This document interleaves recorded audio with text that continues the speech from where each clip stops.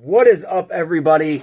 Welcome back to the channel Ace's Place 22, where I'm Ace and this is my Place 22. Like and subscribe. I know people don't like it when you say that at the beginning of the video, so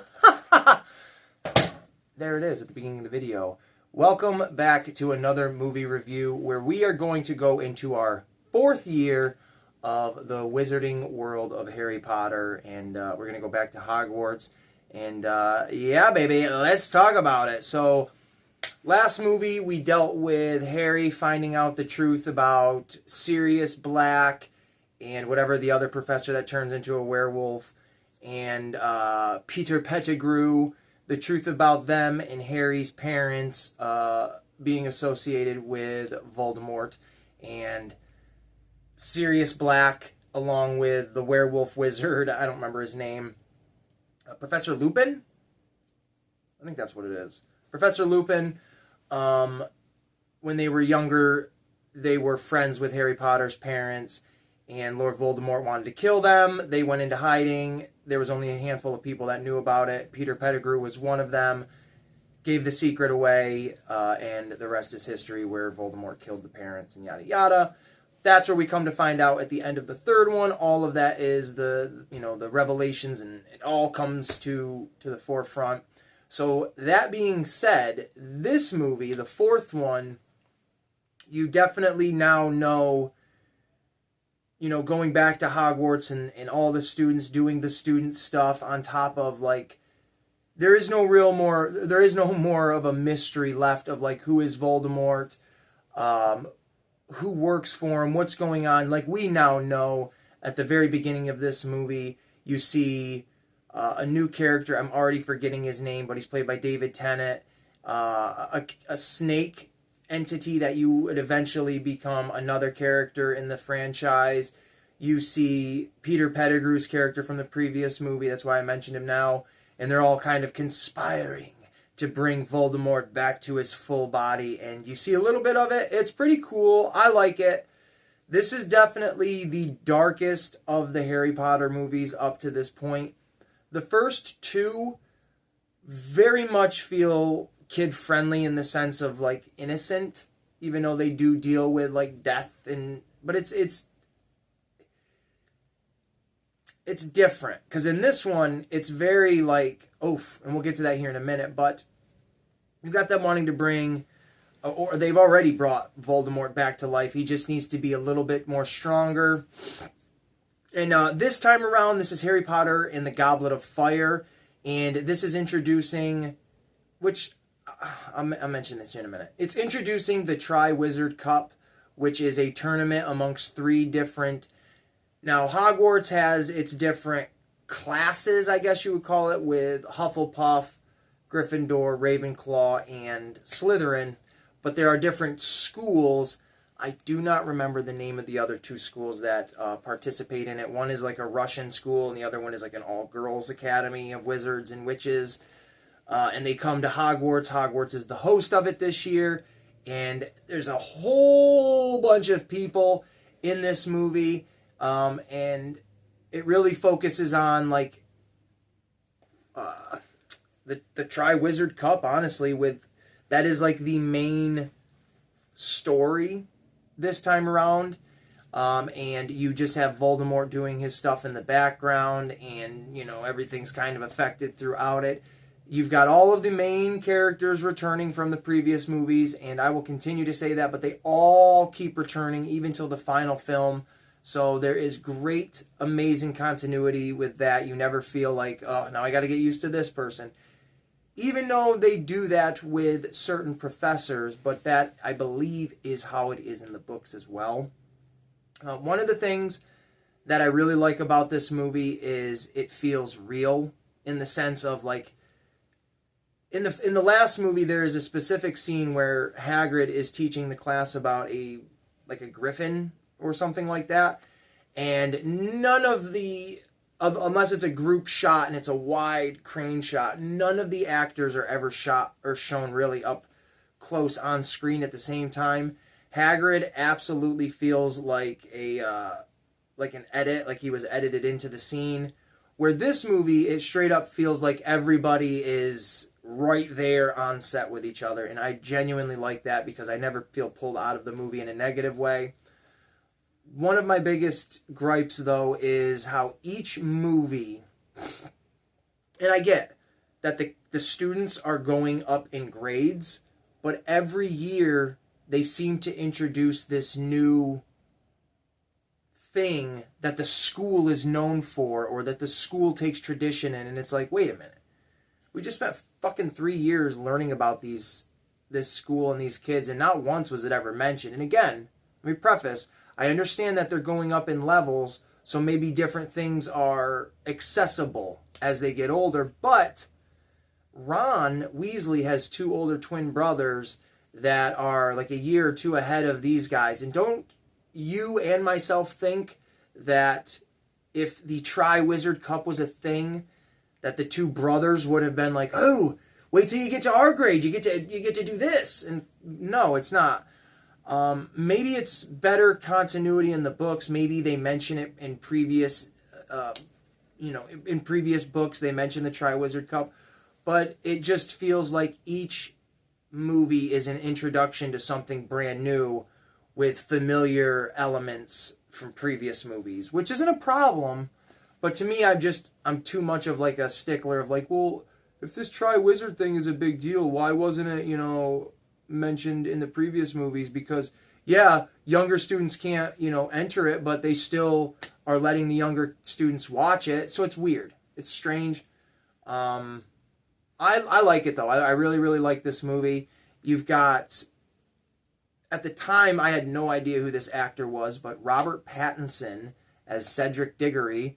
Little fun fact, I have him, I think they've made him 3 times as a Lego character. They made him as like the dude from Twilight. They made him as Cedric Diggory for Harry Potter, and then as Batman. And I have the Batman and Harry Potter character. So I think that's kind of cool. But Robert Pattinson, I've always thought he was great in this movie. Even when obviously once he did the Twilight, that's when I recognized him. I was like, oh, that guy? But I really like Robert Pattinson as an actor. He's really good in this. I see, people might say he doesn't really have charisma, but I see his energy that he brings to certain movies. I see it in this, and I like it. There's a lot of really cool things in this movie, like they do the Goblet of Fire, which is all these different, stages of a tournament. They fight dragons. They go underwater with, like, mermaids. There's a maze. And it's all to, I forget exactly how, I watched this movie a couple days ago now. I forget exactly like what the goal of each thing is to obtain something in each one of these challenges, and whoever has the most, wins gets the Tri-Wizard Cup, yada yada yada, bragging rights basically. There was something I was going to mention, now I can't remember. I am going to kind of spoil some of this movie because it does have an element to it that I want to discuss because I do like it. There is a part, I won't mention who, I'll keep certain things out of it, but there is a part at the end of the movie where, of course, I will mention Harry Potter and another actor, another character are engaged in a fight with these servants of Voldemort. And eventually Voldemort actually comes to life, full body apparition, or maybe not apparition, that might not be the right word, full body character, and he has his wand and everything like this, and he ends up killing the one other actor. And as I was saying, this is the heaviest or the darkest Harry Potter movie for sure, and it is pretty dark when this individual dies because it's impactful. They did a very good job making it feel impactful, and I really do dig there's a fight between Harry Potter after that moment and Voldemort, and I really dug it. I really like that you have to let yourself understand what happens is because one of those two characters isn't as strong as they think they are, and the way it ends, I was okay with that. And then you get, Harry grabbing the Goblet of Fire, bringing the body back. There's a great moment with like Force ghosts and stuff like that. I'll leave it at that. But he goes back and boom, he is in the center of like the tournament, and all the people are like, oh, there he is. He's got the Goblet of Fire. Yay, yay, yay, yay. Not realizing that there's a dead body in front of them because Harry's hugging him and stuff. And I'm going to say this right now. Daniel Radcliffe's acting in most of these Harry Potter movies is, to say the least. Let's just leave it at that.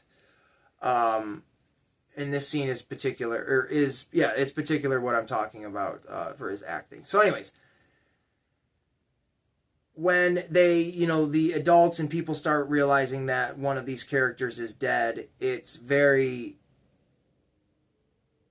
heartbreaking because their family member realizes they're dead and is reacting in a way, and whoever the director of this movie is, I think this is the best part of the whole movie, not because it's a good fucking feeling, but it's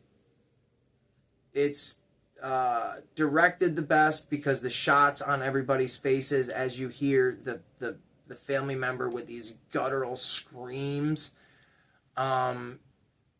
you feel it. And I've never, in the first up to that point, in the first 3 and then this movie, Harry Potter films, I haven't felt that emotion. Like in the second one, the source, or the Chamber of Secrets, when Tom Riddle is kind of about to, I think, kill the little girl. It's kind of like, oh, this is pretty, you know, ooh, but it never goes anywhere, right? It gets, the hero saves the day. In this, it's like, no, the hero lost, and we see immediately the consequences of it, and it worked. It worked for me. I've seen this movie a handful of times. I always kind of feel that emotion of like, oof. But this time around, I stopped and I stood up and I watched the movie like, oh, damn. It's just good. It was good directing, good acting. I really liked it. And the end of the movie, it ends on like a bit of a bittersweet because, you know, someone just passed away in the film, like a character, obviously. And, but Harry, you know, won the Goblet of Fire. Whoop-de-doo, right? Like, what's that matter? And going forward, we know Voldemort is somewhere out there. And going into the 5th movie, the Order of the Phoenix? Yes. Harry Potter and the Order of the Phoenix. I'll be honest with you, I don't necessarily remember 5. They all blend together for me.